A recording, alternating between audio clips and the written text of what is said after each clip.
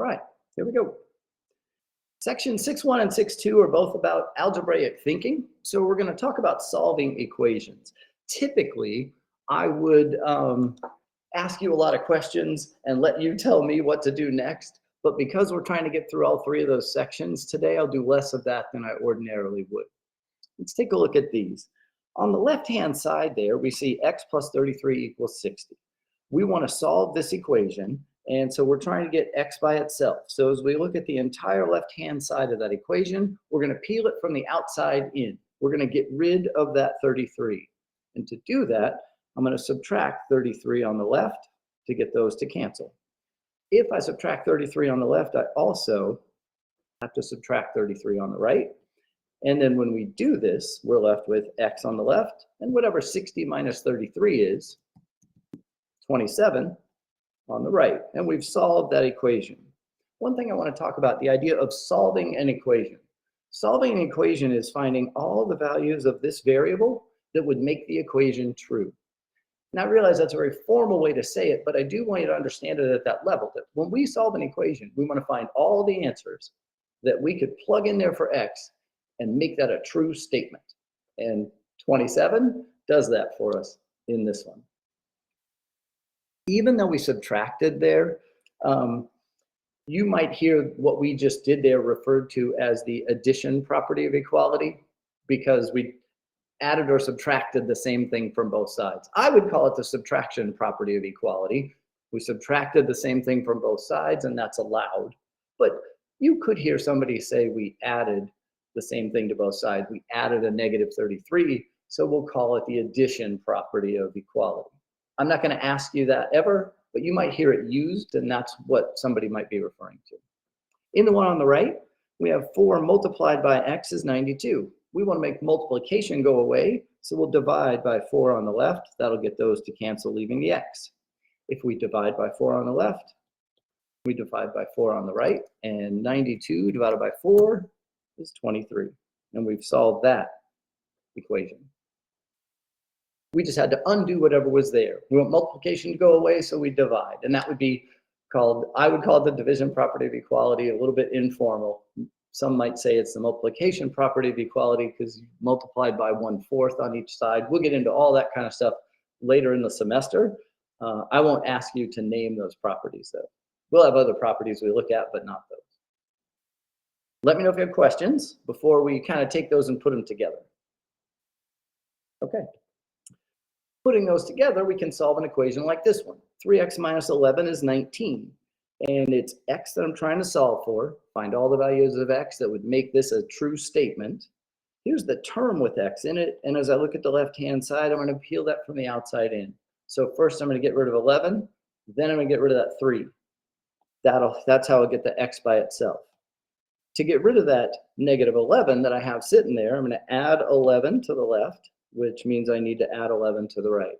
These will cancel, and I'll have 3x is 19 plus 11, 30. And now we're in a place where we were in the last one. It's 3 times x. I'm multiplying. I want multiplying to go away, so I'm going to divide by 3 on both sides. Those cancel, leaving x. 30 divided by 3 is 10. I get a sense that a lot of you are pretty comfortable with sort of elementary algebra like that, which is great. If not, and you have questions, don't hesitate to ask them. All right, let's have you try one. Solve that one. 12x plus 180 is 384. I'll set up a poll for this one.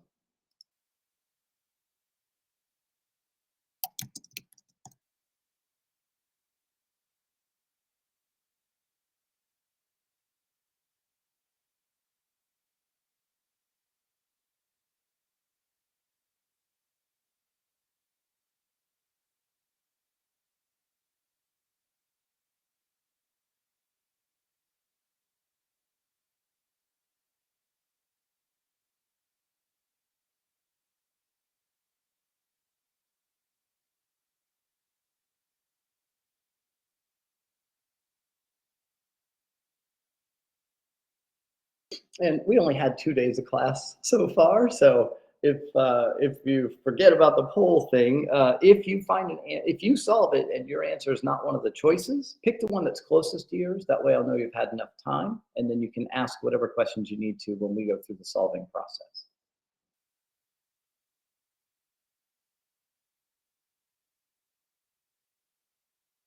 I did get a sense last week that a lot of you are pretty comfortable with algebra of this type, which is terrific. But if you're not, I don't want you to be shy. It's okay to ask questions. While a lot of people might be comfortable with it, that doesn't mean everybody is. And if you have a question, there's a really good chance somebody else does too. So please don't hesitate to ask questions or ask for help if you need to. Let's go another 20 seconds and then we'll talk about this one.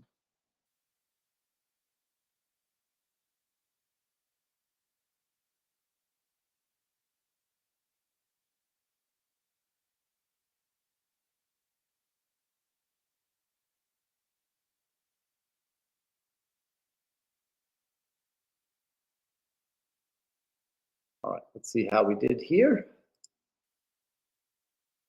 Not unanimous, but strong agreement. That's kind of where we land most of the time, and that's a good thing.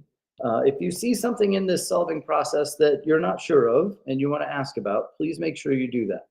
So as we see this problem, 12x plus 180 is 384. And I know I've done this, but I'll do it again just to kind of remind you. We've got an x, we have a term with x in it, and then we have the left side of the equation over here. We're going to peel that from the outside in. So we're going to get rid of that 180, then get rid of the 12. That will get x by itself for us. So to get rid of that 180, the first thing we'll do, it's a positive 180. So we're going to subtract 180 from both sides. Those will cancel, and we'll have 12x is whatever 384 minus 180 is, 204. Now I have 12 times x. I want multiplication to go away, so we'll divide both sides by 12. These will cancel, leaving just the x, and then 204 divided by 12 is 17. So in solving that equation, finding the value of x that would make that equation true, it's 17. Let me know if you have questions on that.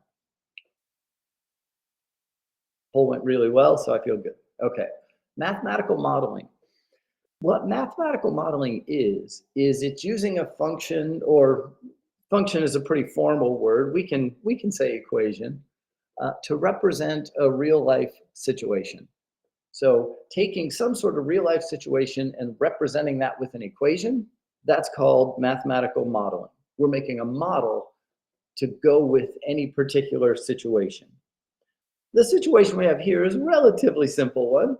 A pizza parlor charges $10 for a large cheese pizza plus an additional $1.50 per topping. If we want to come up with a model here for the cost of a pizza, no matter how many toppings it has, what we could do is we could start out by saying, all right, we're going to let C be the cost, and we'll say T is the number of toppings.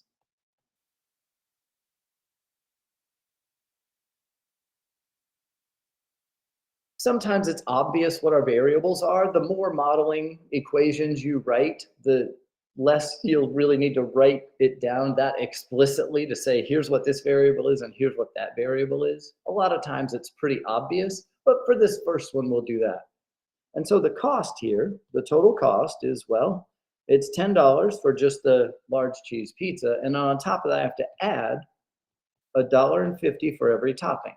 So I want to multiply $1.50 times the number of toppings and add that to my $1.50. And here's our mathematical model for the cost of a pizza with T toppings on it. Just a quick example, if I had a pizza with 3 toppings, so the cost then would be 10 plus $1.50 times 3. Remember order of operations. Please excuse my dear Aunt Sally.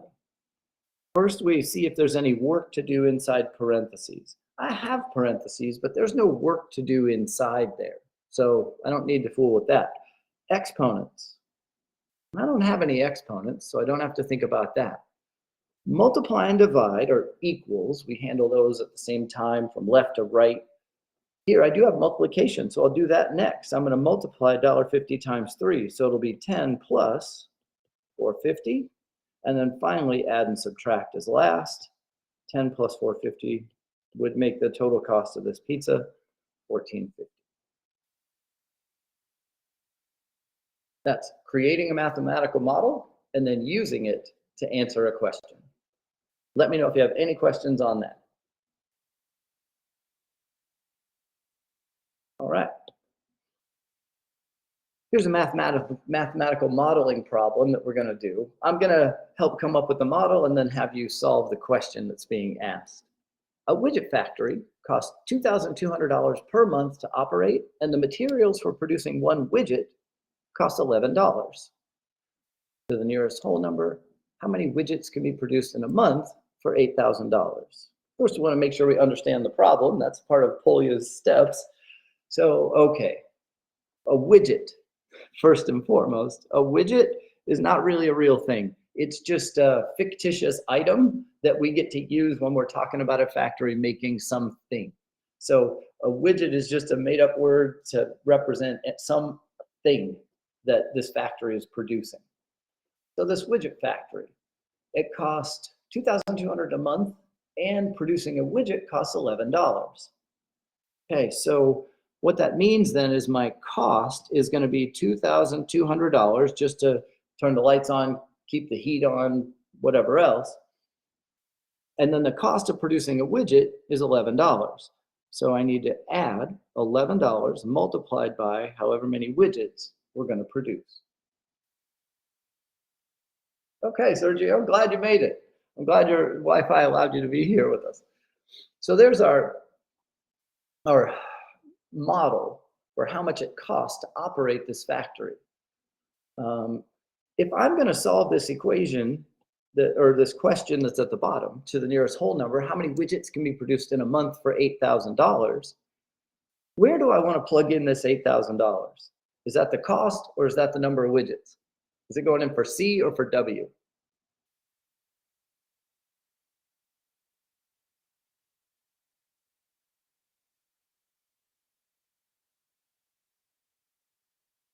Stephen, Katrina, Joanne, good.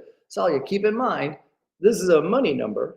So this is going to be about the price rather than how many of a certain thing we can make. So our model is going to, for this particular problem, if I have $8,000 that I can spend, I can use this model to figure out how many widgets I can make. I'll have you solve that, and I'll set up a poll for it.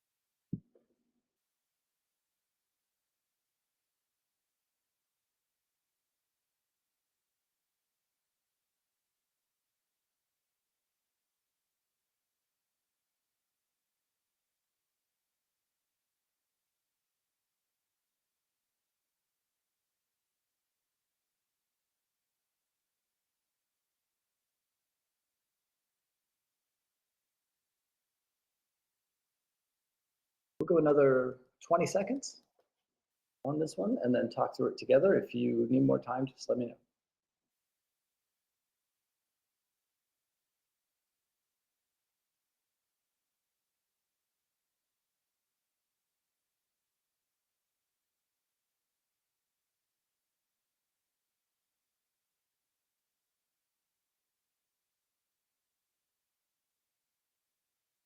All right, let's see how we did here. Again, really strong agreement. If you see something in this explanation that you want to ask about, make sure you do that. And let's take a look here. All right, so really we're just solving this equation over here on the right.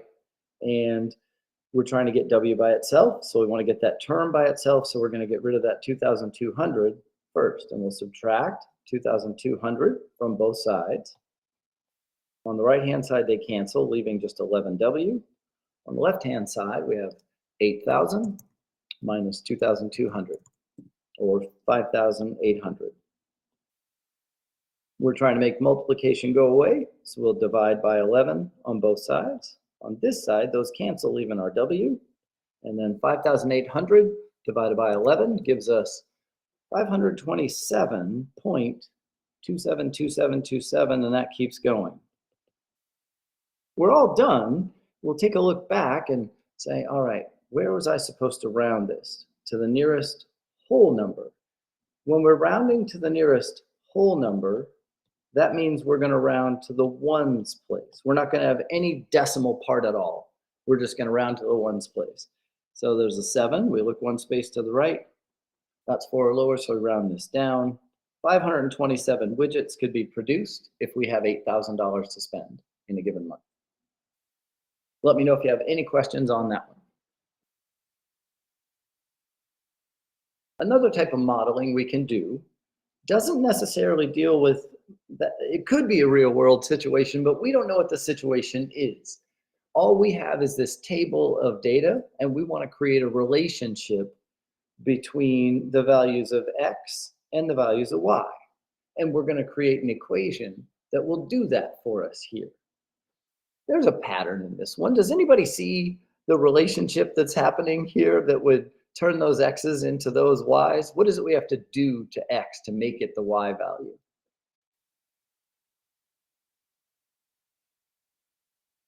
And again, if a bunch of people type it in, that's great. That's a whole bunch of people raising their hand when I look around the room. Okay, multiply by 6, multiply by 6. And if we triple it, there you go, Joanne, very good. Multiply by 6. So what we want to do here is we need a set of instructions that says multiply by 6. So if I take X and I multiply it by 6, that's how I get Y. So our model for this table is just Y equals 6 times X. We're looking for a relationship that if I took those X values and I plug them in here, this has to turn it into the correct Y value. And that model would do so. Don't overthink those when you see them in homework. Okay, we've done some solving equations. Now we're going to take a look at inequalities, where instead of an equal sign, we're either going to see a greater than or equal to, less than or equal to. We're going to see one of those symbols instead of an equals in our problem. As far as solving equation goes, inequalities goes, we do the same thing with inequalities that we do with equations. If we're trying to get rid of a addition, we subtract. If we're trying to get rid of multiplication, we divide. Everything behaves the same, but there is one thing we have to be a little bit careful of, and that's if we multiply or divide by a negative.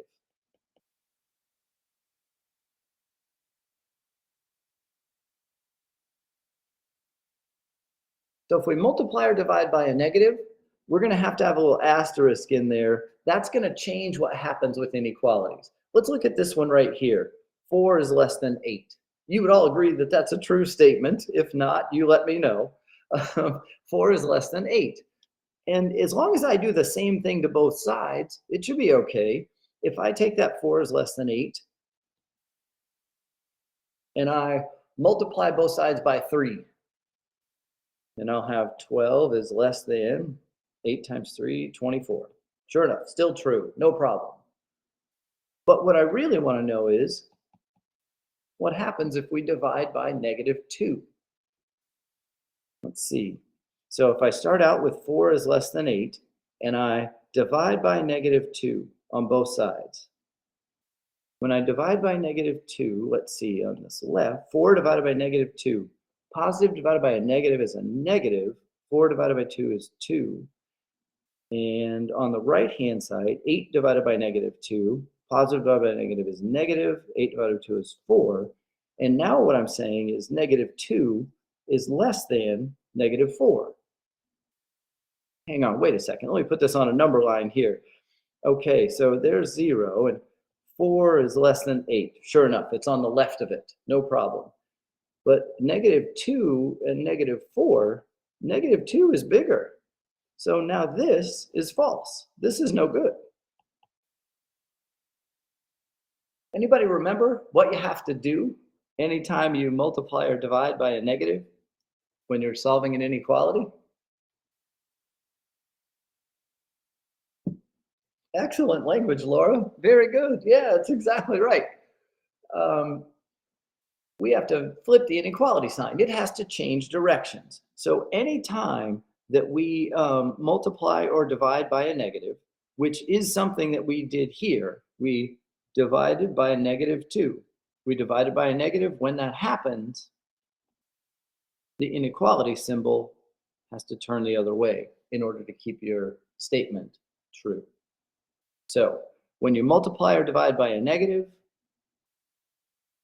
we flip the inequality symbol the other direction.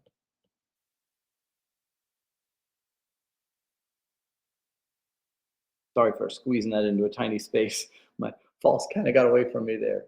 If we multiply or divide by a negative, we flip the inequality symbol. All right, let's take a look at an example.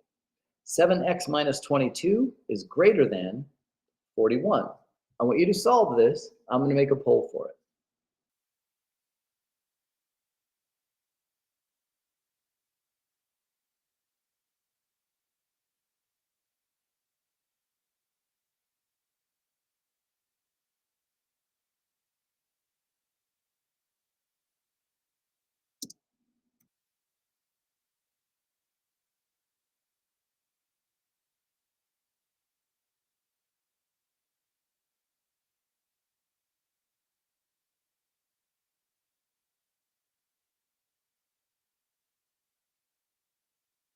Oops.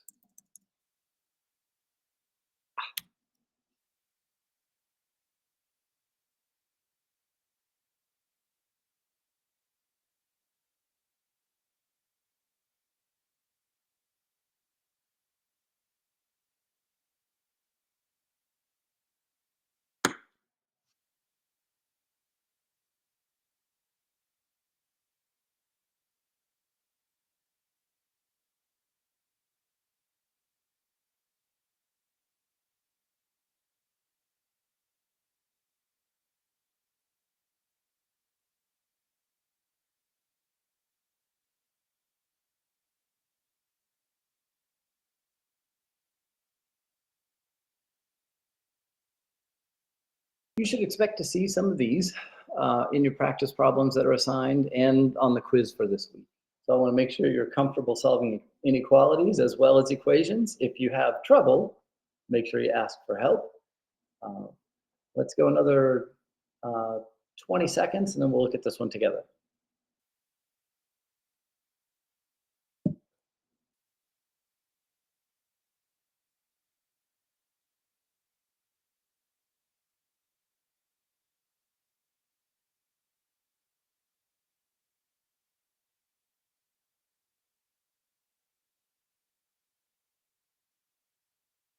All right, let's see how we did.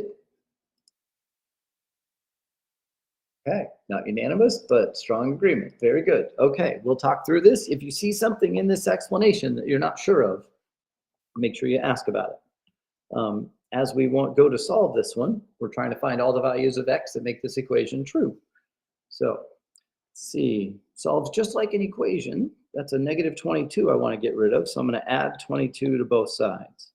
Those will cancel, and I'll have 7x is greater than 41 and 22, that's 63. I'm trying to get rid of that 7.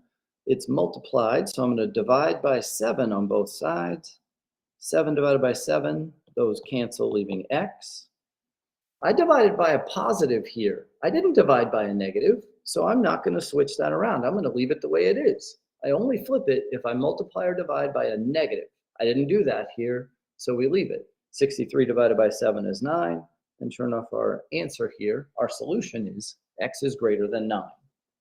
What that means is anything that's greater than 9, if I plug it in here, it's going to make it true.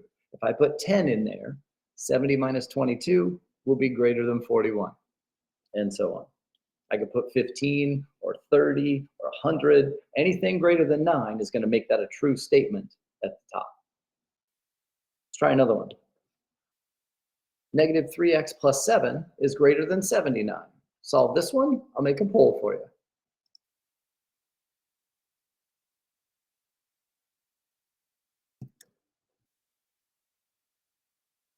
There's a little more for me to type, so if it takes me longer to type it than it does you to solve it, just hang in there or wait for me. I'll catch up, I promise.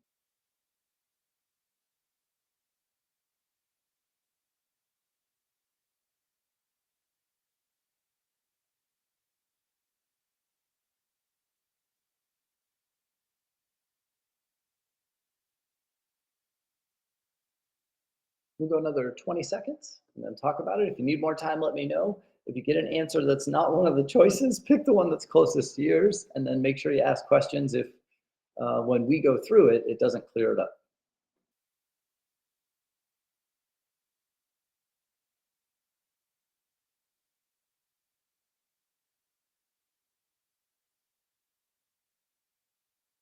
All right, let's see how we did on this one.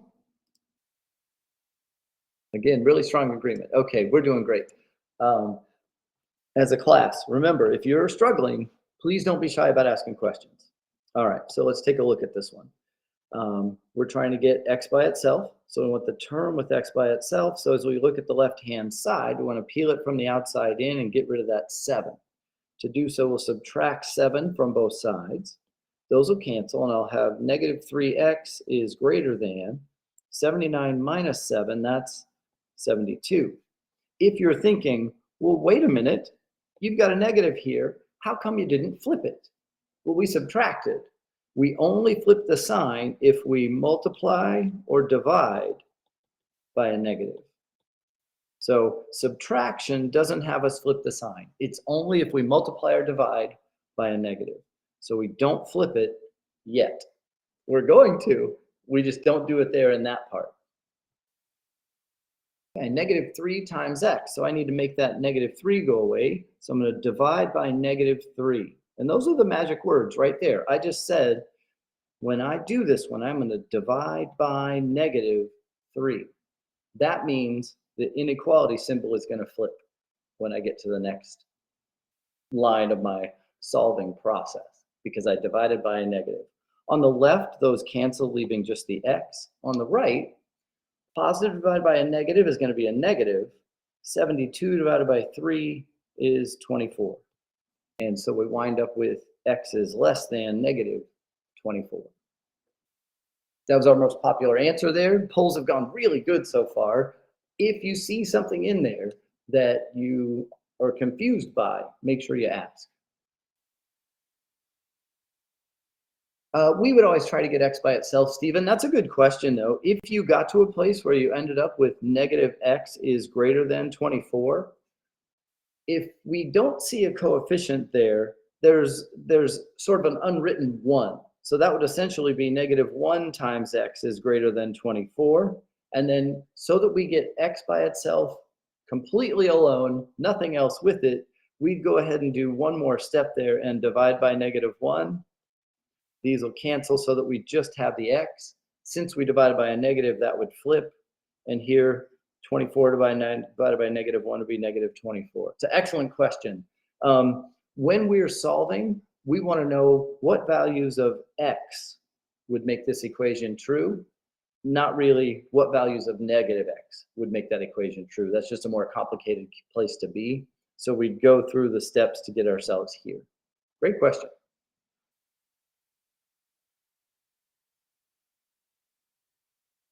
Now we're going to combine the two things together, mathematical modeling and inequalities. So what I want you to do here is I want you to write an inequality for this situation, and then I want you to solve it. There's one hint that I'll give you because there's one little trouble spot in here that might pop up, so I'll make sure and mention it. But the problem we're looking to solve is this. The Johnsons are going to rent a car for their vacation. The cost will be $40 per day for the 3-day trip, plus an additional 35 cents per mile. If the most they can spend is $200, what's the maximum number of miles they can drive? And then there's one hint in there that's don't just round this one. Think about your answer. So we're bringing Polya's 4 steps into this. But I also want to say this. As far as the cost goes, when we're looking to write our model for the cost, it's $40 a day, and we know it's a 3-day trip. Keep in mind, these are dollars. These are cents. When you write your model, make sure that you write one in terms of dollars and the other in terms of cents. We'll have you try this one. I'll go ahead and set up a poll for it, and then we'll do it together afterwards.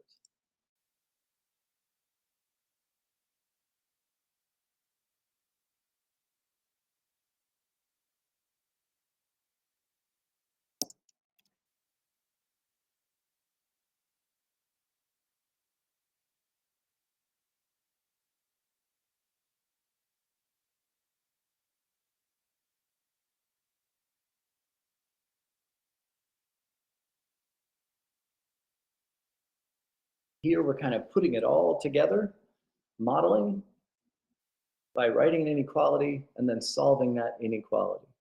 And then that last hint there is, remember, they only have $200 to spend. So we want to make sure that that what it's going to cost them isn't more than that.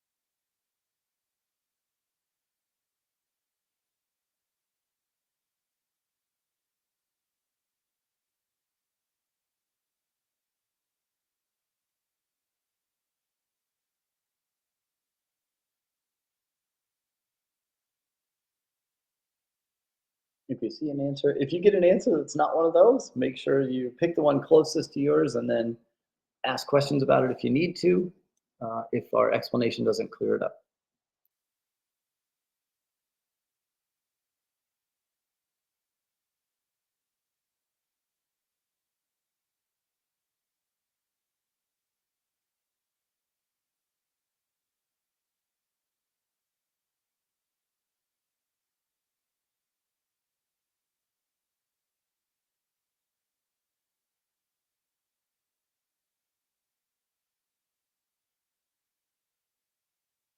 We'll go another 25 seconds and then talk through it.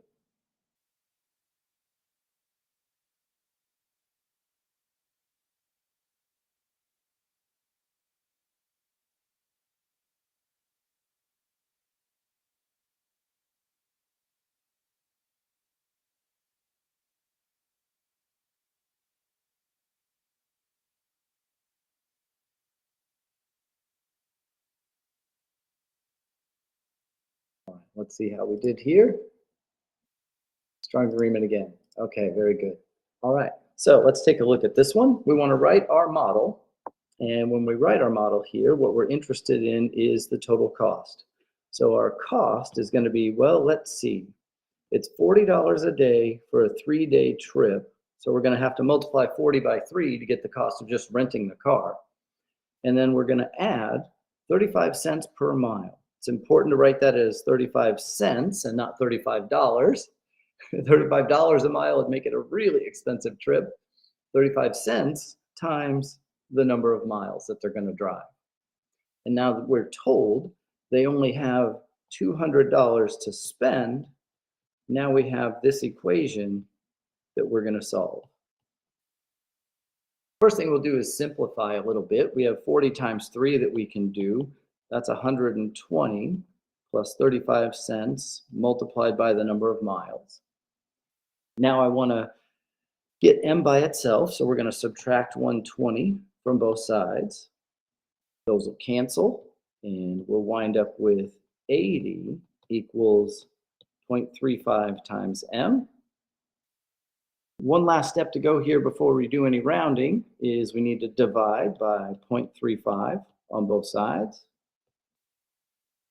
Those will cancel, leaving us just the m, and on the left-hand side we'll have 80 divided by 0.35 is 228.5714.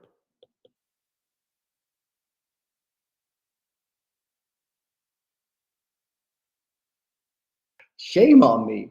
I had 229 as the answer. I'm glad y'all picked it because it really should have been 228, right? 228.5 is the number of miles they can drive. If they drove 229 and you plugged it in here, you'd come out a little over 200. I apologize for that. 229 was the right answer to choose, but if we think about our answer here, it should be 228, because if we put 229 into that formula, 0.35 times 229 plus 120, we get $200.15. We'd be 15 cents over. So I apologize. That should have been 229. It's a typo on me. I have the right number on my paper. I just hit the wrong button when I typed it in. 228 is our answer here. Let me know if you have any questions on that, and I apologize for my typo. I'm glad you saw through it. All right. One note about the homework in section 6.2. Number 9 asked you to use a balance scale model. You don't have to. You don't have to use a balance scale model. You just solve that problem. Any questions on 6.1, 6.2 that we just went through before we roll into section 6.3?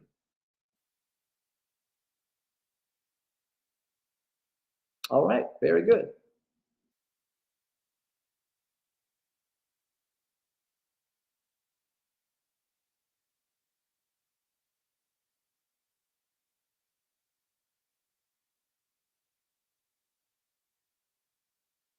In 6.3, we're going to revisit modeling and do some problem solving. So it's a little bit of what we did last week combined with what we've done so far today.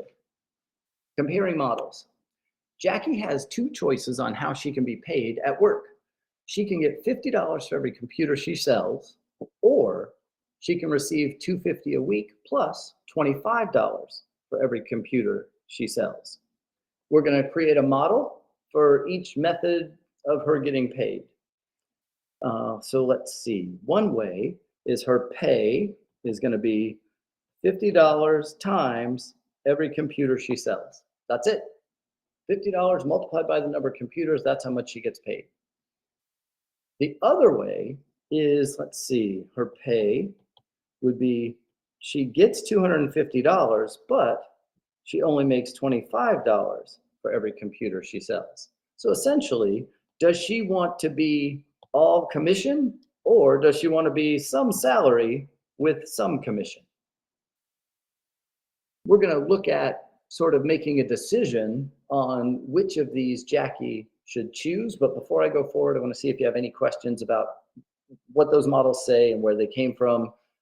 Is there anything about those that doesn't make sense? Excellent. Okay. Which method of pay should Jackie choose? Well, it kind of depends. Her pay could be $50 times the number of computers, or her pay could be $250 plus 25 times the number of computers.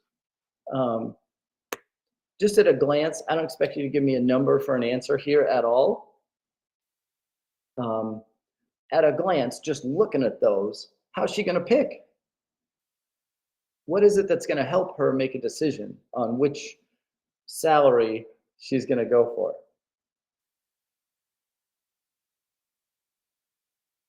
Perfect, Laura. How many computers she sells. If she doesn't sell any, she definitely wants to pick this way. If she sells 100, she wants to pick this way. What our job is to figure out the break-even point. Where would she break even? What is the magic number here that would give her that information she needs to make a decision? And we're going to look at a couple of different ways to answer that question. One of those is by using algebra. And I see y'all are typing stuff in, which is perfect. Yep, how many computers she sells? Okay, it looks like 10 is our magic number here, according to Stephen. Let's see how we might get there. Here's how much money she's going to make using the method on the left, and here's how much money she's going to make using the method on the right. What we're going to do is we're going to set those equal to each other. What we're going to find out when we do this is what number of computers would the salary be the same? We need to solve this equation. Now, we haven't seen one like this before where we have C on both sides. I need to get those C's on one side of the equation. I have more over here than I do over here, so I'm going to get rid of the ones on the right. I'm going to subtract 25C on the right and subtract 25C on the left. These will cancel, and now I've got, let's see, if I have 50C minus 25C, that leaves me with 25C. And that's 250. And now we're back in that familiar territory of, I want to make multiplication go away, so I'm going to divide by 25 on both sides. These cancel. C is 10. Stephen was exactly right. 10 is our break-even point. So if she's going to sell more than 10 computers, then she wants to get paid by commission only. If she's going to sell less than 10 computers, then she should pick that salary model because it's going to give her more money. Let me know if you have any questions about that before we look at another way that you could approach a problem like this. Okay. Those two models that we had, remember, were one way she could get paid is just 50 times C, and another way that she could get paid was 250 plus 25 times C. What we've got over here on the right is basically a grid for a graph, and along the bottom is the number of computers that she's going to sell, and along the side is the amount of money she's going to make. So X is our number of computers, Y is the amount of money that she'll get when she sells them. Get rid of that down there.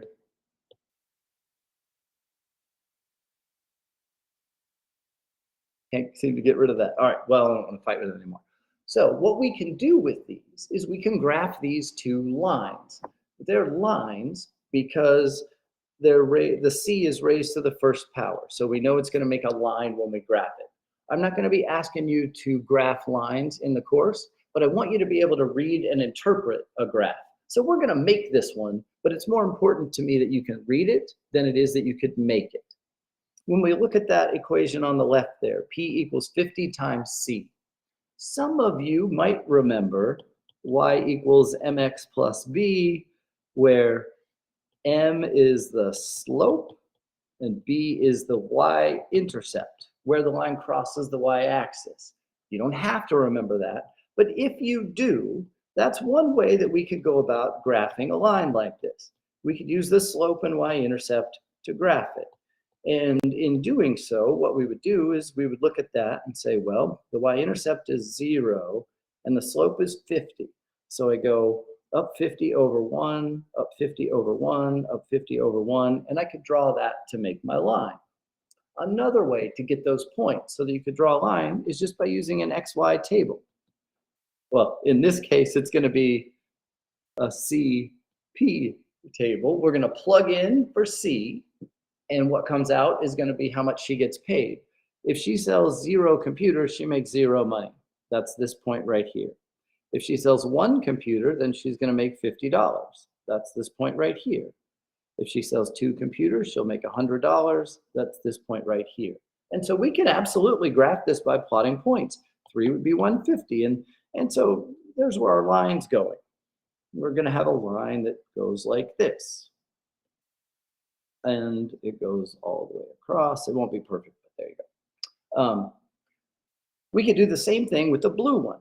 Those of you who remember y equals mx plus b might say, well, the y-intercept is 250, and we go up 25 over 1, up 25 over 1, up 25 over 1, up 25 over 1, all the way across.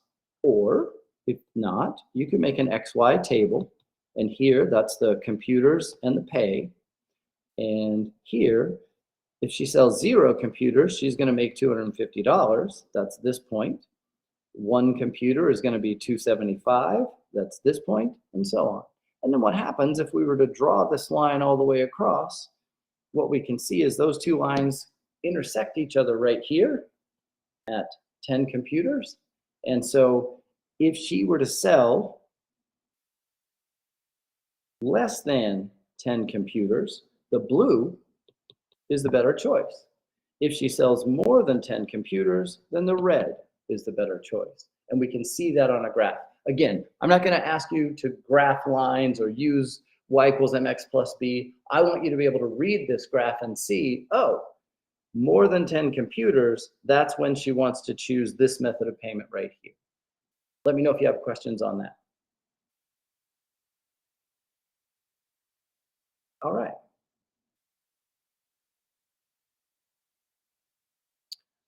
Here's a question for you.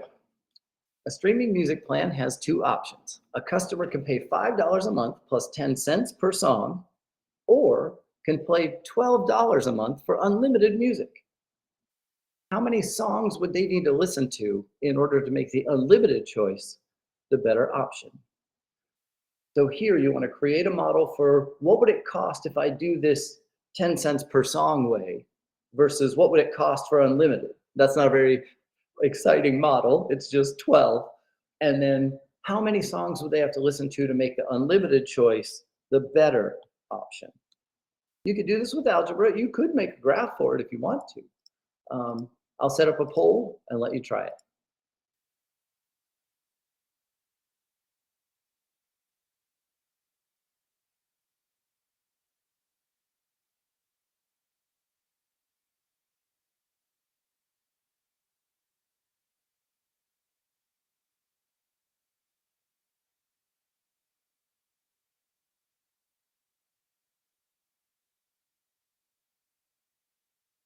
So here, how many songs would it take to make the unlimited choice the better option?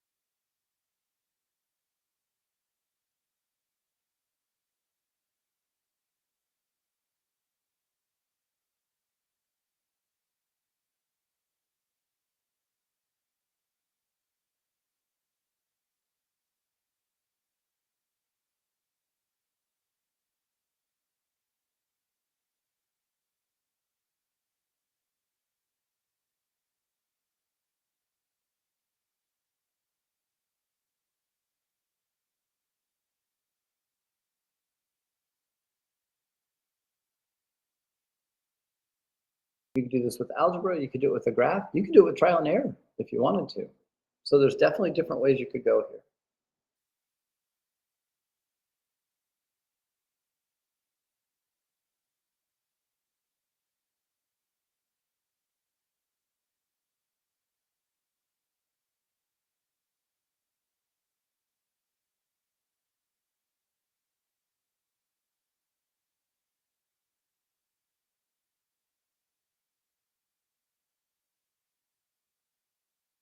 Go another 20 seconds, and then we'll do it together.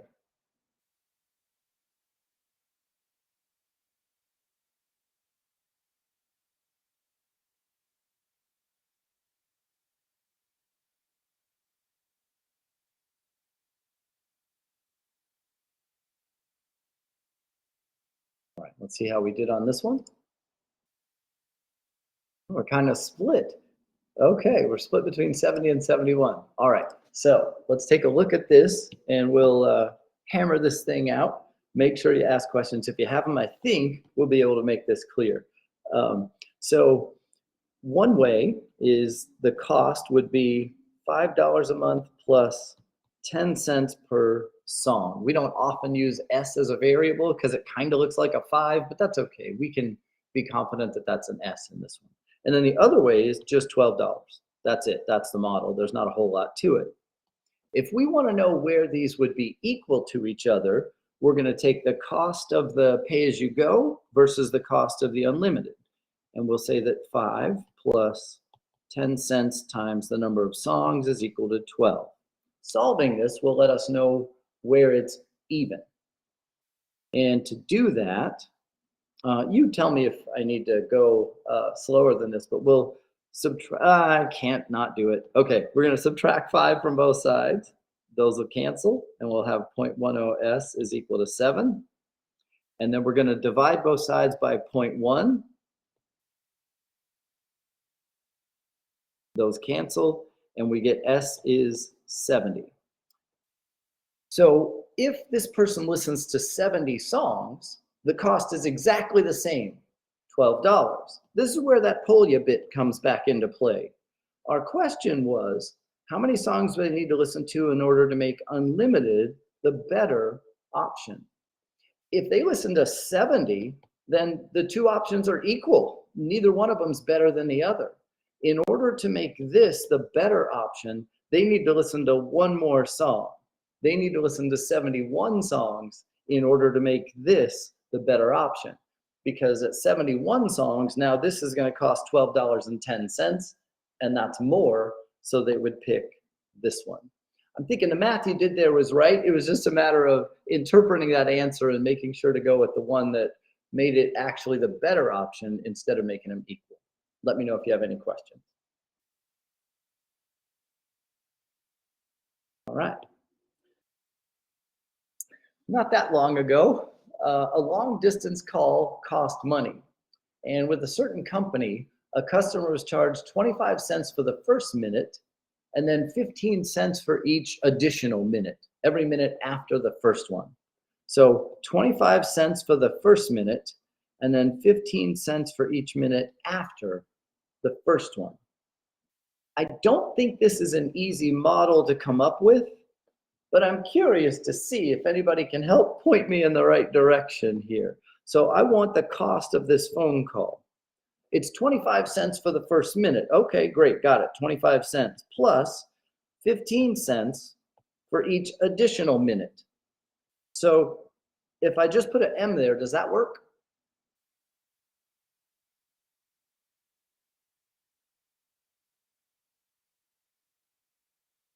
Because it's 25 cents for the first minute. If my number of minutes is M, if I had like a 20-minute phone call, I'm doing 15 times 20, but I already paid for the first minute. I'm paying for it twice. Excellent, Joanne, really good. I think this is kind of hard to come up with, but M minus 1 is the key here. I have already paid for the first minute, so I don't want to do 15 times M. Instead, I want to do 15 times M minus 1, because what's happening here is there's where I paid for the first minute, and I'm paying 15 cents for the rest of them. All of them except for the first one. Good, Madison, that's great, thank you. I think that's a hard one to come up with. This is a hard kind of a model to write, but that's how we address that. I've already paid for the first minute. I don't want to pay for it again. So however many minutes my phone call is, if I subtract that first one off of there, then I'll pay for the rest of them at 15 cents. How much would it cost for a 9-minute call? Well, we can use that model. 25 cents for the first minute plus 15 cents times 9 minus 1. And here you can kind of see how that's going to work, because we've got 25 cents plus 15 cents times 9 minus 1 is 8. Right, because what we're doing is we're paying 25 cents for the first minute and 15 minutes for the other 8, or 15 cents for the other 8 minutes. So it's that m minus 1 there. I don't think that's easy to come up with. Very good, Joanne. That's how we get our model to say, all right, your first minute is 25 cents and the rest of them are 15. We can finish this, of course. We have 25 cents plus whatever 15 cents times 8 is, $1.20, and we can add those together and end up with $1.45. So that 9-minute call would cost $1.45. Nifty little trick right here to peel off that first minute.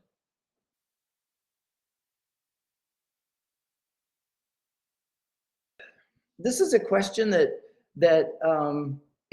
reads pretty simple and turns out to be a little bit more challenging than it first appears. Carl and Barbara sold 82 candy bars for a fundraiser.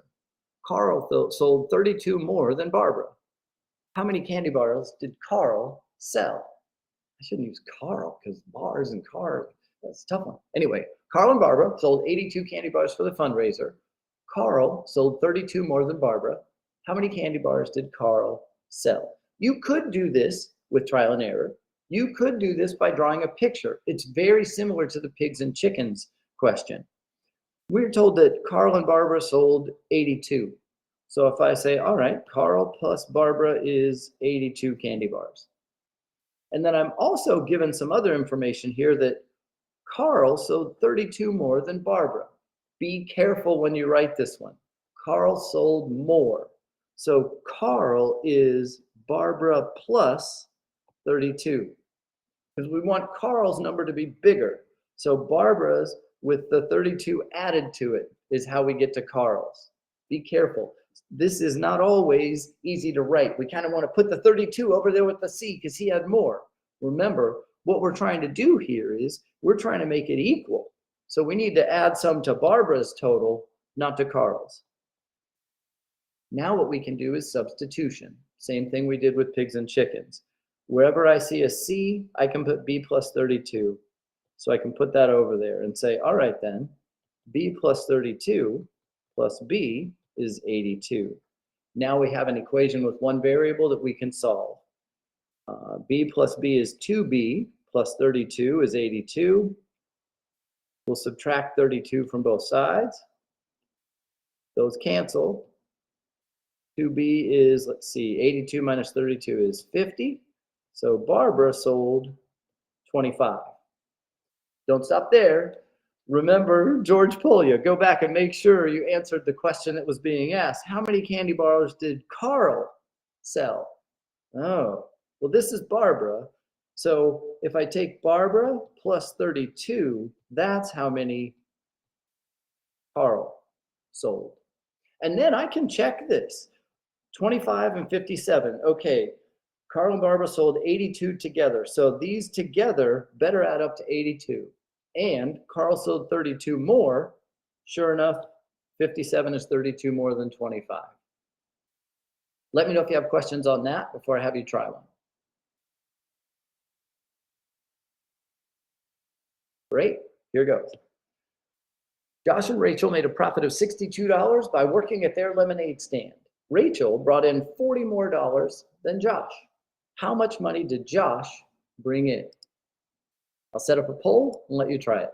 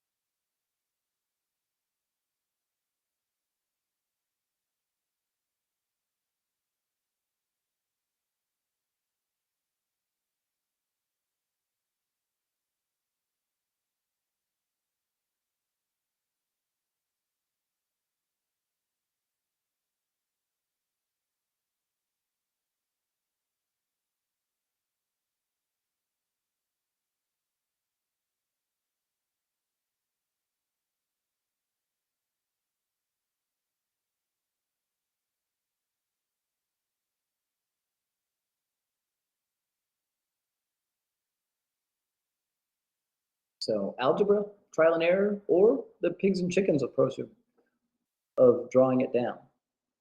You could just, you know there's 62 altogether, and you want to make sure Rachel has 40 more than Josh does.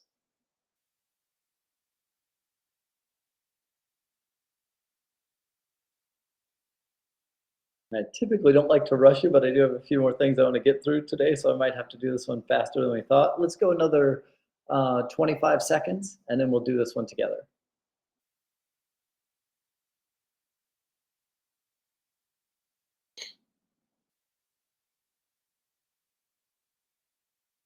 Definitely the type of question you could expect to see in practice problems, on a quiz, or eventually on an exam.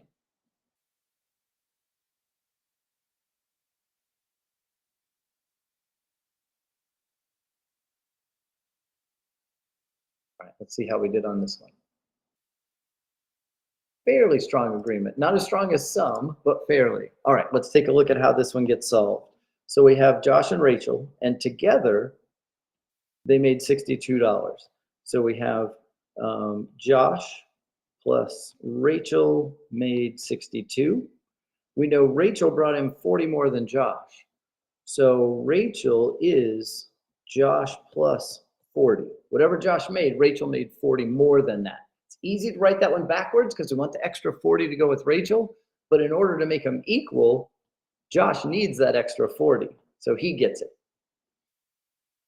Now we can substitute. Well, R and J plus 40 are the same. So I have J plus, instead of R, I'm going to write J plus 40 is 62.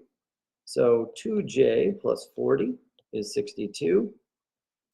So let's see, I subtract 40 from both sides. 2J is 22.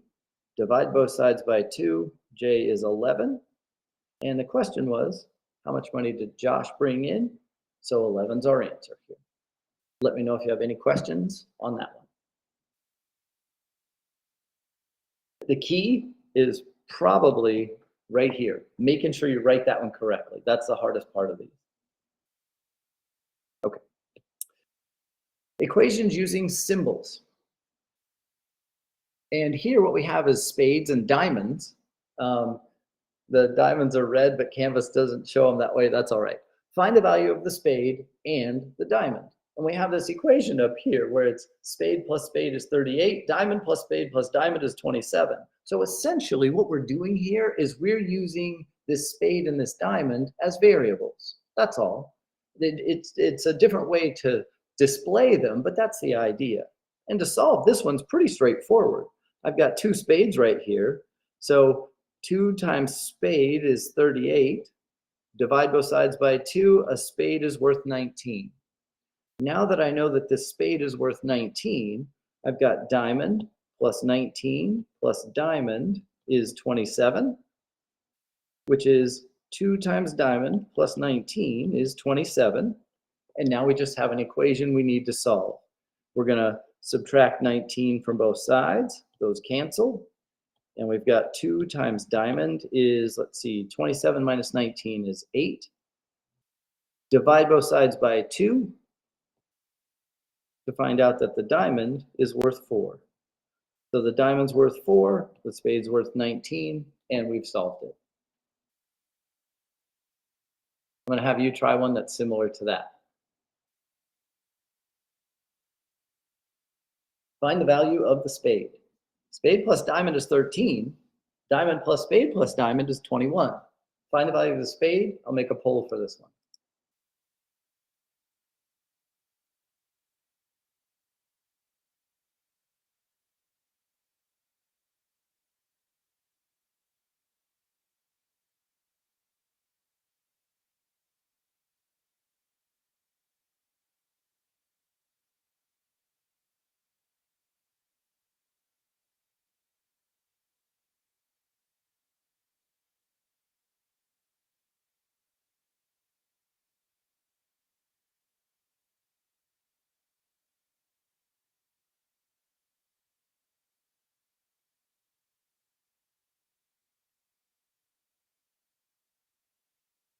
And just be careful with these.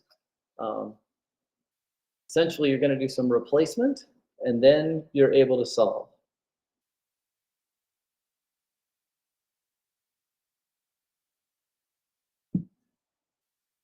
The kicker is to focus on what you know to begin with. And if you can use that in the other one, and then once you know that, then you're able to solve. And then you can find the value of the spade. Don't take these for granted because of the symbols, but honestly, a lot of times they're relatively straightforward.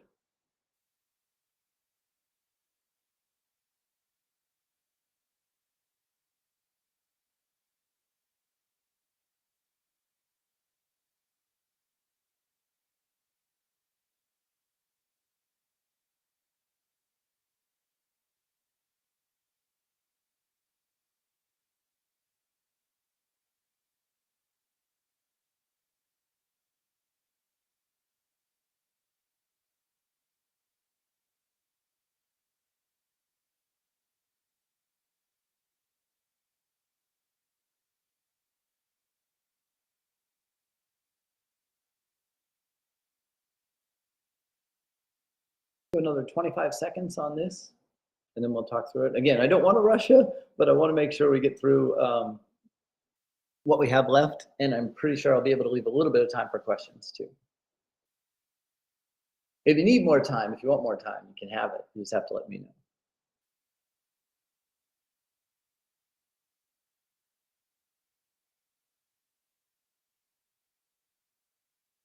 All right, let's see how we did here.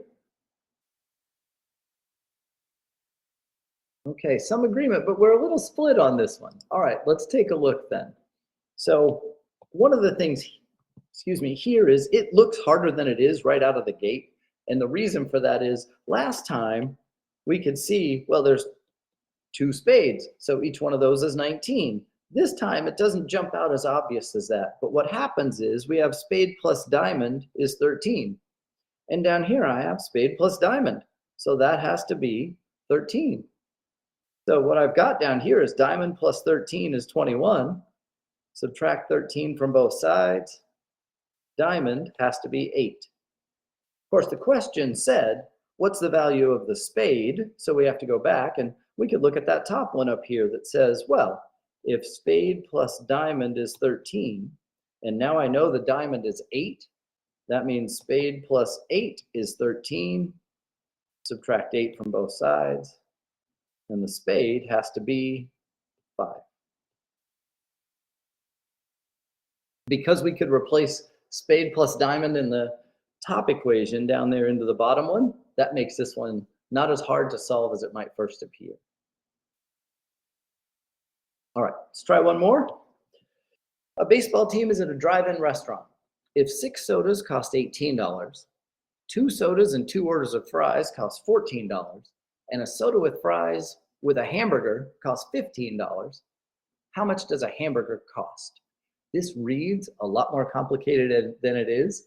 If you solve it just by starting out with the sodas and going forward from there, you'll have no trouble. Just make sure you're organized and start with those sodas. Basically, what you're doing is you're making a model for the sodas and fries, for the sodas and fries and hamburger. And then you can use those models to solve it. I'll make a poll for this.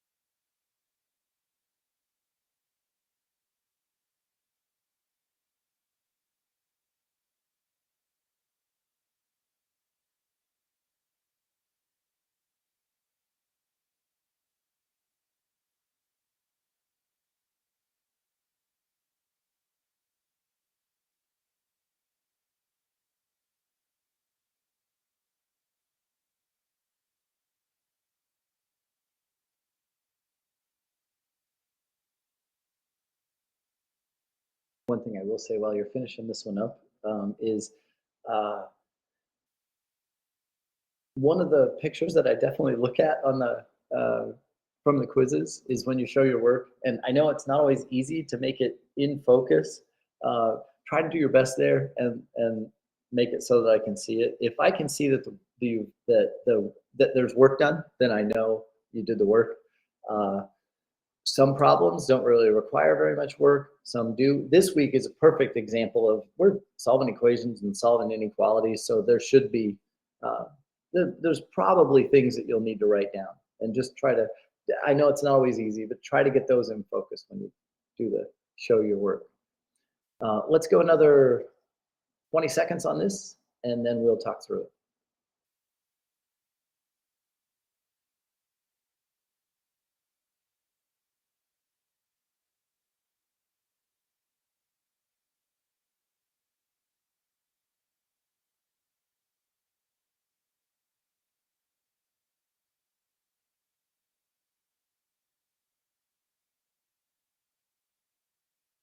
All right, let's see how we did on this one.